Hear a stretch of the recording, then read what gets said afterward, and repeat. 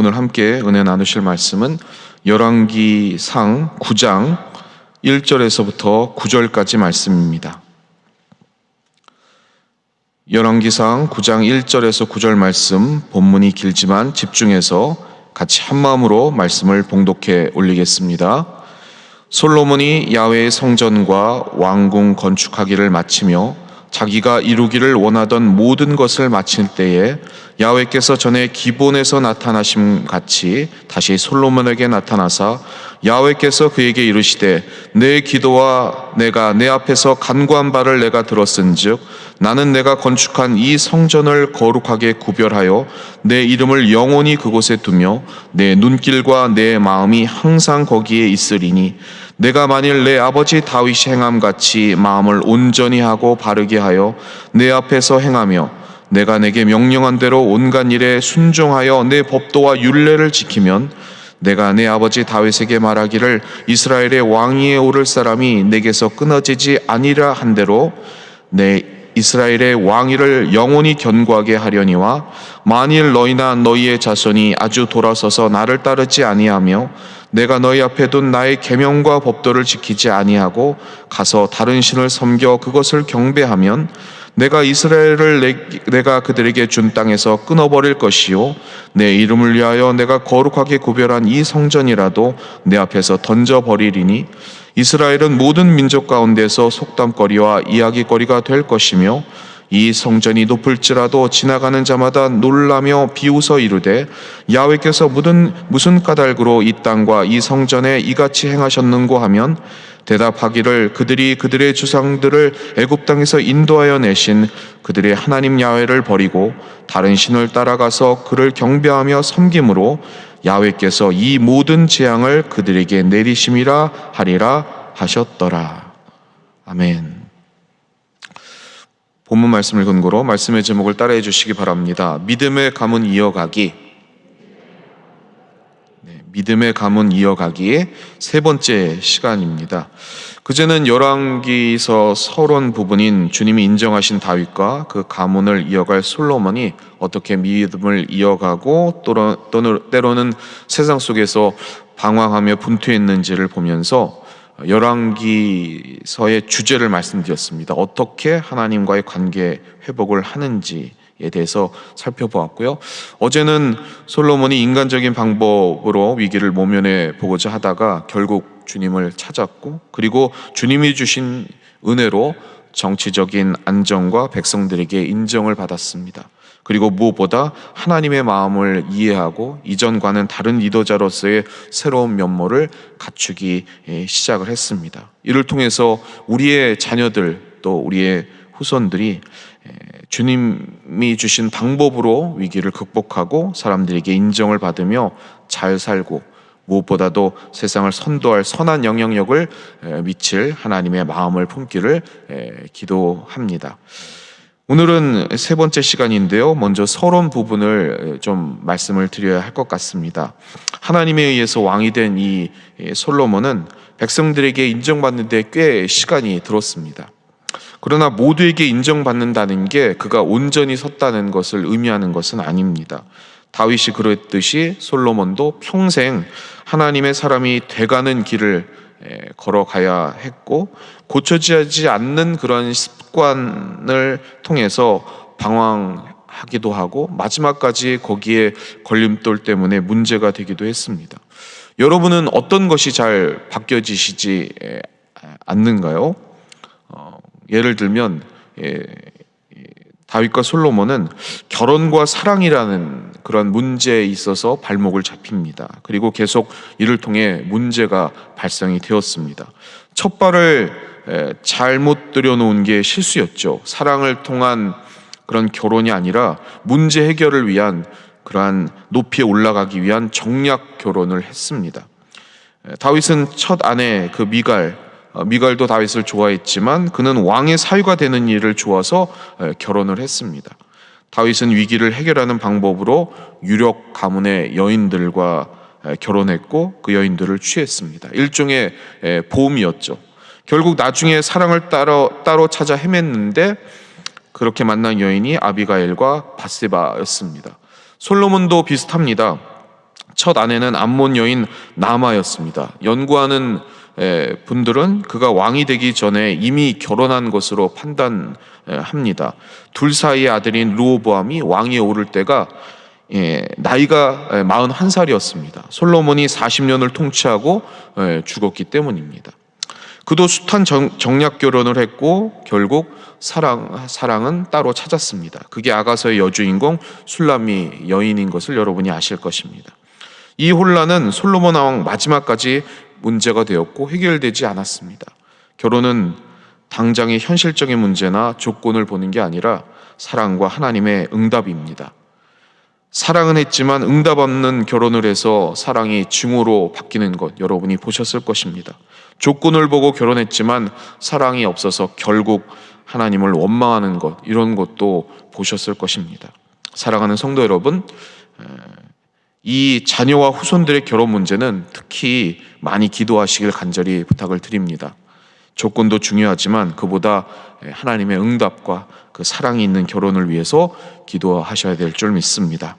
솔로몬은 이러한 약점이 있었지만 이를 뛰어넘는 그 장점들을 가지고 있었습니다. 어제 말씀드린 것처럼 그 중에 하나가 열왕기상 4장에 나오는데요. 분야별 책임자를 밝히고 있습니다. 사무엘하 8장 16절에서 18절에 다윗 시대의 그 책임자와 비교해 보면 그 양쪽 생각의 차이가 드러납니다. 그래서 두 번째 솔로몬의 국정 운영을 좀 말씀드리겠습니다. 열왕기상 4장 2절에서 6절 말씀인데요. 좀 본문이 어렵지만 같이 합독해 보겠습니다. 그의 신하들은 이러하니라. 사독의 아들 아사리야는 제사장이요, 시사의 아들 엘리호렙과 아이야는 서기관이요, 아일룻의 아들 여호사밧은 사관이요, 여호야다의 아들 분야냐는 군사령관이요, 사독과 아비아달은 제사장이요, 나단의 아들 아사리야는 지방관장의 두령이요, 나단의 아들 사봇은 제사장이니 왕의 벗이요, 아이살은 국내 대신이요, 압다의 아들 아도리람은 노동 감독관이더라. 사무엘하 8장 16절에서 18절에 나오는 다윗의 그 국정 시스템을 보면 군사령관이 제일 먼저 나옵니다. 군사령관, 사관, 대제사장, 제사장, 서기관, 그리고 시위대장, 이런 순이었습니다. 당시에는 계속 전쟁이 있었기 때문에 군사령관이 먼저였고 그 다음이 자신에게 필요한 조언자였고 그리고 하나님의 뜻을 묻는 대제사장이 세 번째였습니다. 기록하는 서기관은 그 다음이었습니다. 전쟁, 그리고 거기에 필요한 전쟁에 필요한 조언자, 그리고 대제사장이 핵심입니다. 오늘날도 경건한 신앙생활 하시는 사회 지도자들이 아마 마음에 가지고 있는 우선순위가 아마 이런 것이 아닐까 싶습니다.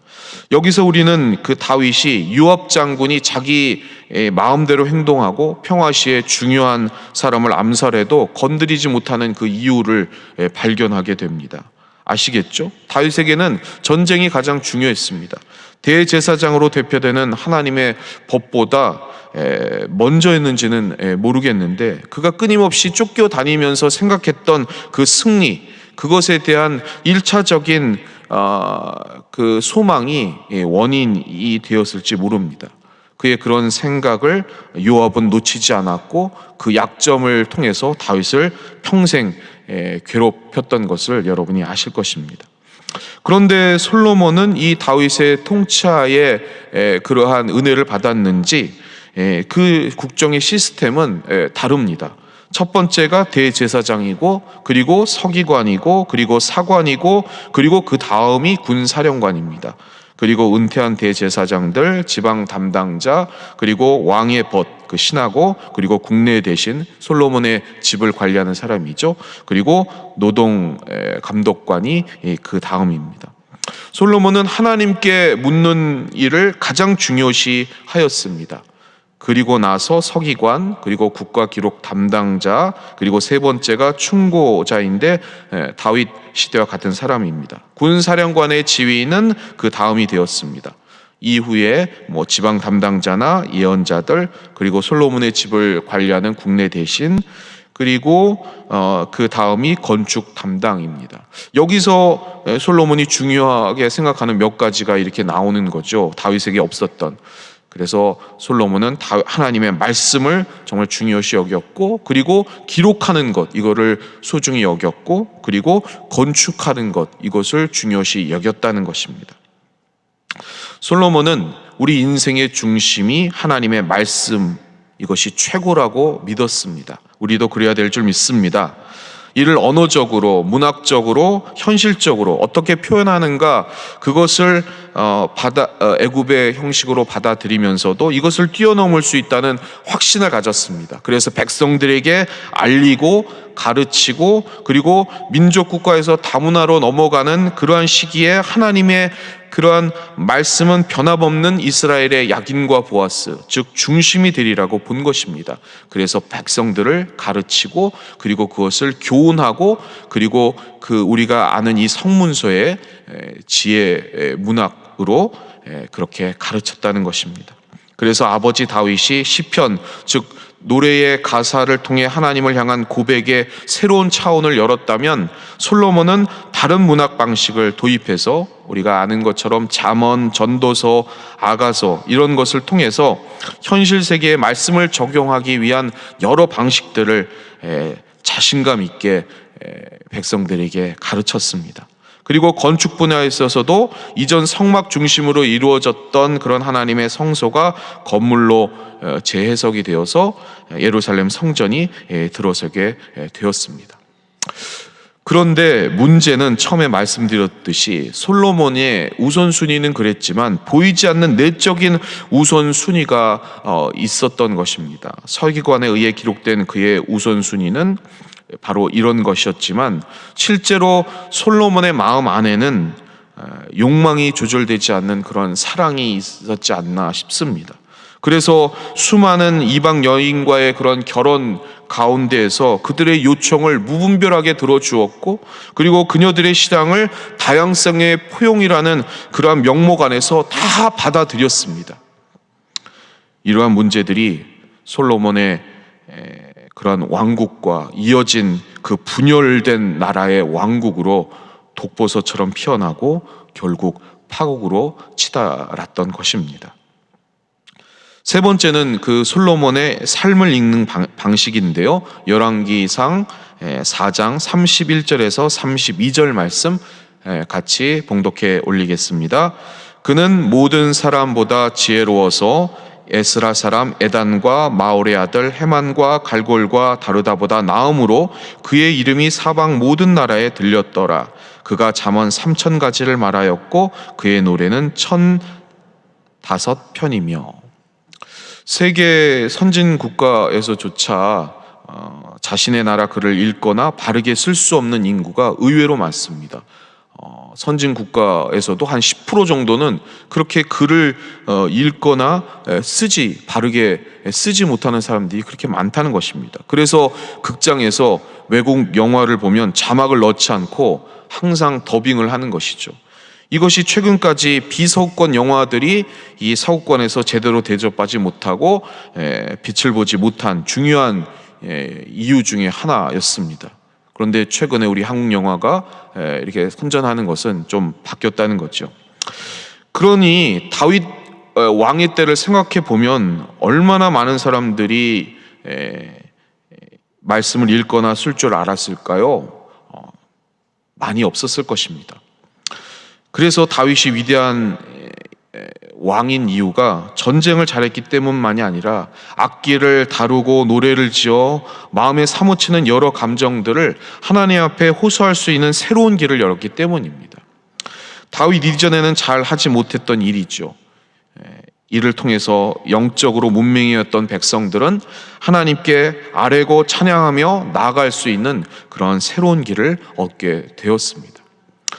근데 그의 아들 솔로몬은 여기에 한 발 더 나아갑니다. 모세 오경과 같은 성경책들은 출애굽처럼 고난 가운데 임하신 하나님의 응답과 역사를 기록한 그러한 책이며 법전입니다. 이에 비해서 다윗에 의해 활짝 열린 찬양의 세계는 하나님을 향한 신앙 고백이었고, 이제 솔로몬부터 열리기 시작하는 잠언 전도서의 내용은 삶에 벌어지는 여러 가지 그러한 일들에 대한 이성적이고 지적인 그런 관찰들을 기록을 했습니다. 이 연구의 끝에 하나님의 말씀이 정말 옳다는 것을 알게 된다는 것, 이러한 것들을 백성들에게, 그리고 왕정 이전에 없었던 궁전과 공무원들의 생활에 필요한 그 지혜부터 학교 안에서 스승과 제자, 부모와 자녀 사이의 훈계, 이것이 잠언 아니겠습니까? 자연의 탐구, 이런 것까지도 다 포함해서 솔로몬은 백성들을 가르치고 하나님을 소개하고 그리고 그들을 교육했다는 것입니다. 그가 지은 잠언이 3,000, 노래가 1,005이라는 표현은 그 숫자만이 아니라 연구했을 때까지 다 연구하고 탐구해서 하나님의 살아계심을 증명했다는 것입니다. 이를 묵상해 보면 솔로몬의 의도를 깨닫게 되는 것입니다. 자기 인생을 완전히 개방하고 자신의 욕망과 실패로 인한 고통을 하나님을 통한 인생의 결론을 전도서라는 그런 판소리, 이를 통해서 셀프 디스, 스스로 자기를 자학하면서 이렇게 온전히 개방해서 드러내는 것입니다. 그래서 백성들은 이를 들으면서 삶의 방향을 바르게 정합니다. 많이 가지고 자기 마음대로 하는 걸 목표로 삼아 봐야 저렇게 괴롭고 어렵구나. 수천의 여인을 찾아 거느리고 그리고 취해도 정치와 궁정의 음모에 얽매이지 않는 참사랑을 찾아다니는구나. 이런 것들을 아가서를 통해서 그렇게 표현을 한 것이죠. 하나님과 부모의 교훈과 말씀을 듣고 따라야 함을 잠언이라는 교과서를 통해서 제시하고 아이들과 공무원들이 그것을 읽고 배우게 되는 것입니다. 다윗, 솔로몬 당시 이스라엘의 영적 상태는 하나님의 말씀보다는 농사짓고 먹고 살기 위해서 가나안의 바알 신화에 나오는 그러한 달력을 따라다니는 그러한 사사기 수준에 벗어나지 못했습니다. 이방 민족의 핍박을 하나님께 호소하는데 벗어나는데 그 다음에 어떻게 해야 하는지 주의 말씀을 제대로 가르치는 그러한 많은 제사장과 레위인들은 자기 자리를 이탈했고 남은 자조차 말씀을 배우고 적용할 줄을 몰랐습니다. 그러한 그때에 성경을 읽을 수 있는 사람도 어떻게 구체적인 삶을 그에게 적용해야 될지를 모르는 그런 시절에 이 솔로몬은 자신이 하려는 것까지 연구하고 그리고 그것을 깨달아 그 지혜를 가지고 영적인 그러한 능력으로 백성들을 가르쳐 주었다는 것입니다. 마지막으로 솔로몬의 그 성전 건축인데요, 오늘 본문 말씀입니다. 정말 중요하니까요. 오늘 본문 말씀 열왕기상 9장 1절에서 2절 말씀 같이 합독해 보겠습니다. 솔로몬이 야훼의 성전과 왕궁 건축하기를 마치며 자기가 이루기를 원하던 모든 것을 마친 때에 야훼께서 전에 기브온에서 나타나심 같이 다시 솔로몬에게 나타나사. 유럽의 아버지라고 불리는 그 중세 시대에 까를로스 대제라는 그런 사람이 있습니다. 이 사람도 솔로몬과 같이 이 궁전을 짓고 그리고 교회, 성당을 지었습니다.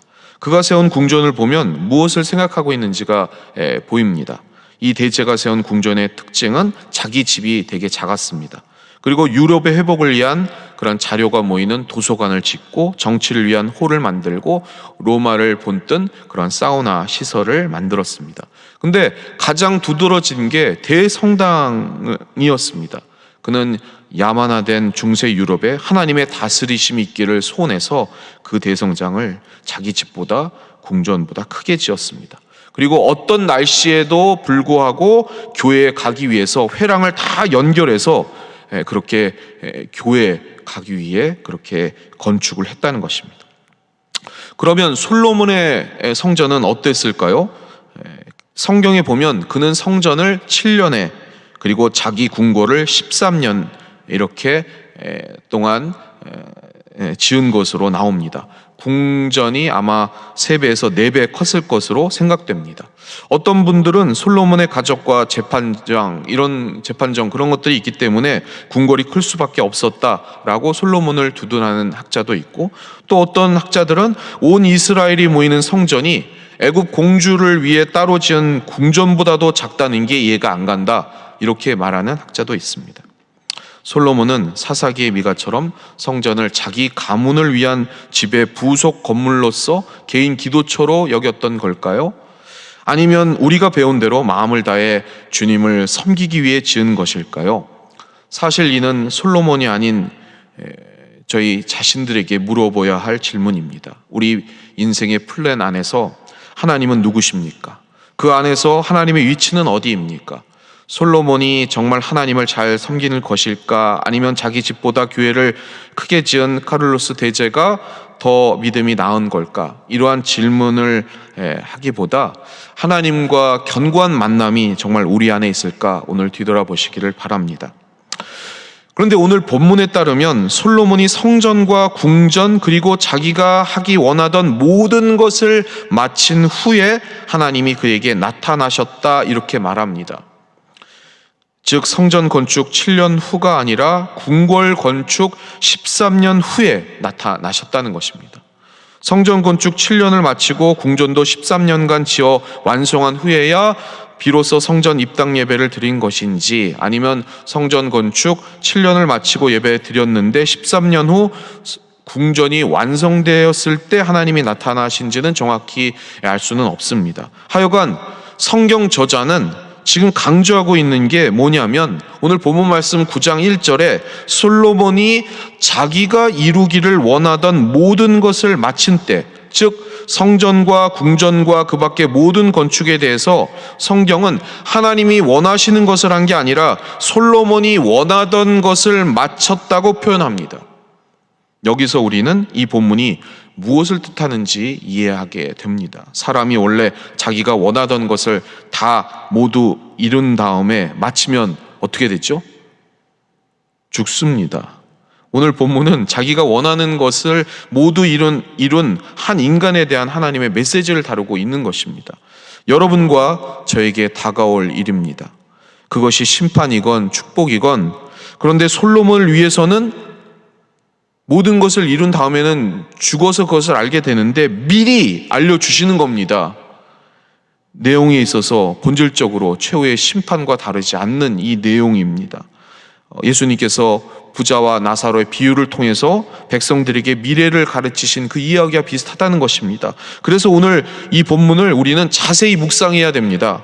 하나님의 응답이 긍정의 부분으로 3절에서 5절까지 나오고, 부정의 그러한 메시지가 6절에서부터 9절까지 나타납니다. 3절에서 5절 말씀, 긍정의 핵심은 그것입니다. 3절에 내 눈길과 내 마음이 항상 거기에 있으리니.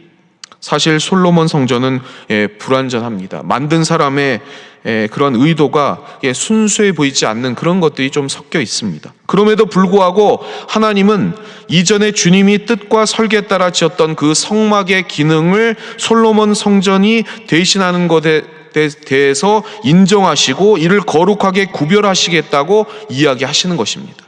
자신의 눈길과 마음도 항상 성전에 있을 것이라 약속하십니다. 다윗과 솔로몬에게 난 사람들이 왕위에 오르는 것이 끊어지지 않을 것이라고도 약속하십니다. 그렇습니다. 하나님은 사람이 불완전해도 애쓴 것을 기뻐 받아 주십니다. 다윗이 준비한 일을 솔로몬은 명령했고, 건축자재 조달을 위해 중요한 국가 간의 계약을 맺었고, 그리고 필요한 예산을 조달하는데, 그리고 그것을 감독하는데도 솔로몬은 애썼을 것입니다. 그리고 백성들은 기쁨으로 하나님의 전을 건축하는데 다 일하고 수고했을 것입니다. 그러나 이와 동시에 기억되어야 할 것이 있습니다. 성전은 결국 물건입니다. 성전은 하나님이 아닙니다. 하나님은 사람이 애써서 주님께 드린 그 물건이, 그것이 법궤이던 성전이던 손과 발과 머리로 한 그 수고이던 간에 말씀에 순종하지 않는 사람을 보호하는 도구는 될 수 없다고 이야기를 하시는 것입니다. 공로주의, 이것을 거절하시는 것입니다. 이는 사람에게도 마찬가지입니다. 어떤 사람이 결혼하면서 서로만 사랑하겠다고 고백을 하죠. 그리고 이에 대한 징표로 반지와 목걸이 이것들을 나누고 그리고 집을 마련해 주었다고 이렇게 칩시다. 근데 상대를 위해서 젊은 시절에 애써 모은 것 이렇게 준비했는데 서약에 우리가 결혼에 서약한 내용대로 지키지 못하면, 세상 말로 말하면 바람이 나면 이런 모든 것이 다 소용이 없어집니다. 왜 그렇게 깨집니까? 상대를 그렇게 사랑한다고 말하면서도 여러 가지가 안 맞으면, 느껴지면 결국은 자기 마음에서 들려오는 그러한 다른 목소리를 듣고 움직이기 때문입니다. 자기 마음을 상대보다 더 사랑하는 거죠. 하나님을 향한 일도 마찬가지입니다. 역사가 오랜 유럽 교회에 가면 무덤들이 많이 있습니다. 거기에 교회에 헌신하는 사람들, 그런 석판들, 그런 것들이 있는 것을 여러분이 보셨을 것입니다. 그러한 기록들이 하나님 앞에 서면 다 보증이 될 수 있습니까? 아닙니다. 하나님은 그들에게 물어보실 것입니다. 저렇게 교회에 충성하던 것을 가상히 여긴다만 평소에 내 삶을 한번 같이 보자. 내가 이루고자 하는 모든 것을 다 마쳤느냐, 아니면 내가 원하는 것을 마쳤느냐, 내가 하라는 것을 제대로 한 것이 있느냐, 아니면 네가 원하는 것을 했느냐, 그렇게 하나님이 물어보신다는 것입니다. 그것이 성전이건 시스템이건 무엇이건 간에 내 자신을 위해서 내 생각대로 했다면 그것들을 나는 다 던져버리고 웃음거리로 만들어 버릴 것이다. 이것이 하나님의 메시지라는 것입니다. 그게 열왕기상 9장 6절 말씀입니다. 우리 같이 소중한 말씀 같이 합독해 보겠습니다.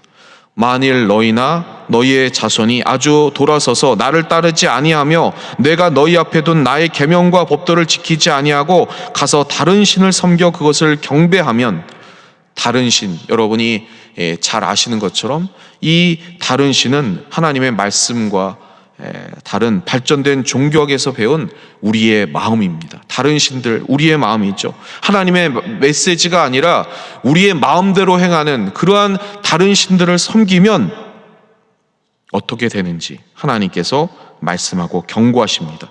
그것이 열왕기상 9장 7절 말씀입니다. 같이 합독해 보겠습니다.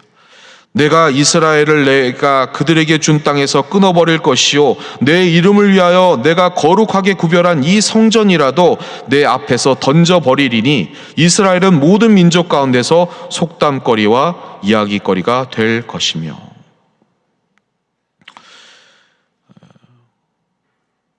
2000년 전에 우리 주님도 오셔서 사역을 하시고, 그러나 그것과 하나님과의 뜻이 다르자 제자들은 모두 흩어졌습니다. 하나님은 솔로몬에게 꿈에서 말씀을 하십니다. 내 마음이 그 길로 가면 항상 있을 것이다. 그 좁은 길을 걸어가면 내가 너를 영원히 붙들어 줄 것이다. 그러나 내 마음이 이 성전에 없다면, 그리고 나와 함께 있지 않다면 이 지은 아름다운 성전이라도 던져 버릴 것이다. 우리의 가정과 특별히 우리의 가문들이 하나님 말씀 앞에 순종하시길 바랍니다. 오늘 말씀에서도 나온 것 같이 그 명령, 그 계명, 그 규례를 따르면 영원히 길리라, 영원히 내가 너와 함께하리라 하신 이 언약이 우리의 가정, 우리의 믿음의 가문에 일어나야 될 줄 믿습니다.